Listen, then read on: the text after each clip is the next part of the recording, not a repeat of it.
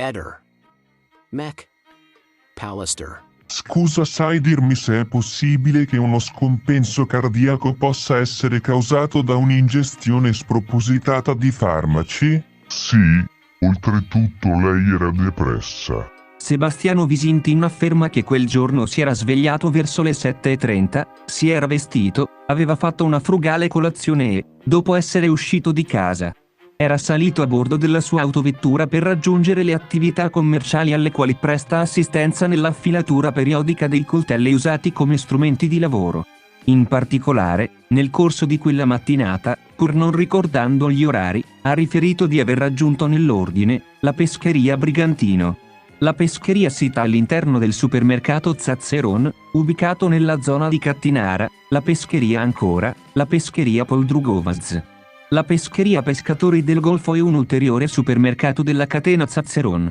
Dopo aver provveduto alla consegna dei coltelli affilati e al ritiro di altri da affilare dagli esercizi sopracitati, il Visintin si era recato presso il suo studio, ovvero sia il magazzino sito in via Donadoni NR 36, luogo in cui detiene l'attrezzatura per svolgere quel lavoro che si è protratto fino a circa mezzogiorno.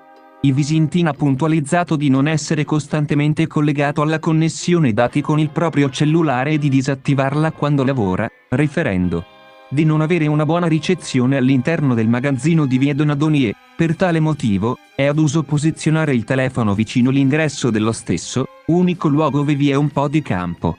Verso quell'ora ha preso la bicicletta che era custodita all'interno dello stesso magazzino e ha fatto un lungo giro, terminato presso la sua residenza, che veniva per alcuni tratti filmato dalla telecamera GoPro 9 installata sulla stessa bicicletta. Le riprese pertinenti a quel giorno, 12 spezzoni di video complessivi in alta risoluzione, sono stati contestualmente acquisiti e sono conservati in un hard disk esterno di capienza adeguata per essere a breve esaminati da personale dipendente.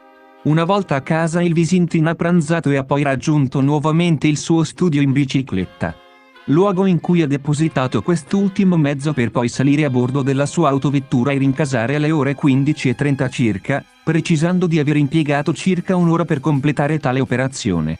Da casa al magazzino in bicicletta e dal magazzino a casa in auto. In realtà da una misurazione emerge che basterebbero 9 minuti in auto e 14 in bici, totale 23 minuti.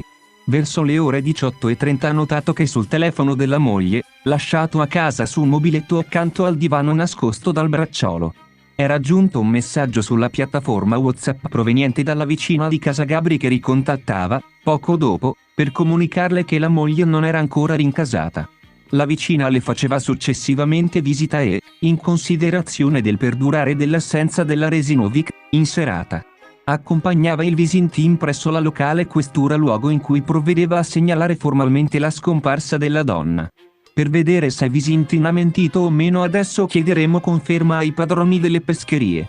I primi 3 escussi hanno dichiarato che la mattina del 14 dicembre scorso avevano visto, con assoluta certezza, il Visintin all'interno dei loro esercizi commerciali per la consueta consegna del martedì dei coltelli affilati e per il contestuale ritiro di altri da affilare. Mentre Federico si diceva incerto sulla data in cui era stata fatta quell'analoga operazione di cambio che collocava tra il 14 ed il 15 dicembre 2021, aggiungendo, tra l'altro, che il Visintin era solito visitare le 3 pescherie di sua gestione nello stesso giorno che solitamente coincide con la giornata di martedì. Ehi, non dimenticare di iscriverti a questo canale.